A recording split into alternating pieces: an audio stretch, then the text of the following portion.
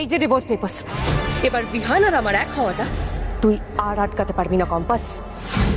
Compass, তোমাকে বাঁচাতে আমাকে মোনালিসাকে বিয়ে করতেই হবে, আর কোনো উপায় নেই। কম্পাস সিরিয়ালের আজকের সম্পূর্ণ পর্বটি দেখার জন্য একটি লাইক ও সাবস্ক্রাইব করুন। মুক্তিমাসিকে দেখে বড় বৌদি বলে, এতগুলো গয়না পেল কোথায়? সব তো দামি দামি গয়না পড়ে আছে। মনে হচ্ছে বিহানের কিডন্যাপের ব্যাপারে এই মা ছেলেরই হাত আছে।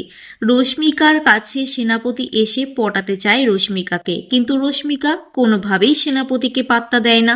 রশ্মিকা বলে, এখানে অনুষ্ঠান হচ্ছে, সেটা দেখো তুমি। মুক্তিমাসি বলে, সেনাপতিকে দিয়েই রশ্মিকাকে আমাদের হাতিয়ার বানাতে হবে। সেই ছেলেটার ছবি ঋতুজার মনে বারবার ভেসে আসে। কেন মনের ভেতর এভাবে পুড়ে যাচ্ছে? তবে কি ও আমার হারানো ছেলে? অনুষ্ঠানের মাঝে ঋতুজা কাঁদতে থাকে। আমি জানি না কেন এমনটা মনে হচ্ছে। অখিলেশ বলে, একটা বাইরের ছেলের জন্য তুমি শুধু চিন্তা করছো। তুমি যদি এইভাবে চিন্তা করতে থাকো, তোমার শরীরটা কিন্তু খারাপ হয়ে যাবে ঋতুজা। প্লিজ চুপ করো। কম্পাসকে ফাঁদে ফেলার জন্য বিহানের নাম করে একটা চিঠি রেখে দেয় কম্পাসের ঘরে মোনালিসা। তাতে লেখা আছে পেছনের বাগানে দেখা করার কথা। কম্পাসের মনে তাও একটা ভয় হয়, কোনো বিপদে পড়বো না তো।